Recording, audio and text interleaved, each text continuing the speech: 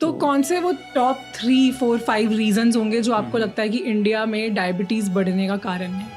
Okay सबसे पहले तो मुझे ऐसा लगता है कि हम बहुत ज़्यादा टेस्टिंग कर रहे हैं इससे कभी कभी क्या बोलते हैं कि हमारे इसमें जितना नहीं नॉलेज हो तो वो बेहतर होता है। अगर आपका बॉडी आपको सिग्नल नहीं दे रहा है ना, तो मैं ये बोलता हूँ लोगों को आप मत करो। हमें इनफैक्ट ये बताया जाता है, मतलब शायद ये मेरे टेक्स्ट बुक में और मेरे मेडिकल नॉलेज के खिलाफ हो सकता है लेकिन मैंने काफ़ी सारे जो पेशेंट्स देखे ना, इनफैक्ट जो बीच में रिसर्च आया था उसमें ये बताया था कि 50% जो डायबिटिक पेशेंट्स है ना, उनको कुछ भी सिम्टम नहीं होते हैं। कभी एक आध बार उनको हाइपरग्लाइसेमिया का होता है, लेकिन इंश्योरेंस चेकअप करते हैं या फिर फ्रेंड्स के साथ चले गए और उनको शुगर जो नॉर्मल बोला जाता है 150 140 से 170 दिखता है, 180 दिखता है और उनको वहां पे लेबल लगाया जाता है कि भाई आप डायबिटिक बन गए, वो वहां से दवा शुरू हो गई। जो इंसान 250 से अबव जिसका शुगर जा रहा है वो डायबिटिक माना जाता था और आज की डेट में जिसका 120 से अबव हो जाता है वो डायबिटिक। फास्टिंग अगर आपका 110 के ऊपर जाता है और पोस्ट प्राइंडियल 140 150 के ऊपर जाता है तो उसको डायबिटिक बोला जाता है, जिसकी वजह से automatically number of people who have diabetes बढ़ते जा। And I can't believe a diabetes doctor saying कि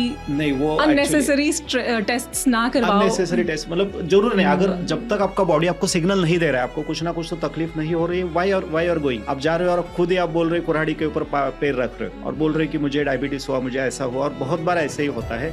ओवर डायग्नोसिस के वजह से मुझे लग रहा है ज्यादा डायबिटीज का और इसका ये बढ़ रहा है। सेकंड जो सबको पता है, लाइक हम सारी चीजें बैठ के कर रहे हैं, लाइक लैक ऑफ एक्टिविटी, क्योंकि जो एनर्जी मेरे शरीर में यूटिलाइज होनी चाहिए, जो हमारे पूर्वजों को हम देखते हैं तो वहां पे मेरे ग्रैंडफादर ग्रैंडमदर वो खाना भी अच्छा तरीके से लेते थे लेकिन उनकी एक्टिविटी भी उतनी थी। अभी हमारा क्या हो गया, हमने खाना वैसे ही रखा but we are not doing उतना, हम एक्टिविटी नहीं कर रहे। तो लैक ऑफ एक्टिविटी ये दूसरा एक कारण इसमें दिखाई दे रहा है। Sitting is the new smoking. और तीसरा जो सबसे इंपॉर्टेंट आ रहा है, सप्रेस्ड इमोशंस। लाइक हम डाइट अच्छा ले रहे हैं लेकिन जो स्लीप पैटर्न जो डिस्टर्ब हो रहा है उसके वजह से जो कॉर्टिसोल लेवल बॉडी में बढ़ रहे हैं and there are as a human being हम जैसे अंदर है वैसे हम बाहर नहीं बिहेव कर रहे। सो आपको लगता है कहीं ना कहीं सप्रेशन जो है, लैक ऑफ स्लीप की वजह से? लैक ऑफ स्लीप एक फैक्टर है, लेकिन सबसे जो ज्यादा मुझे लग रहा है आजकल के इसमें जनरेशन में भी दिख रहा है, इमोशनल सप्रेशन और जो स्ट्रेस जो हम बोलते हैं।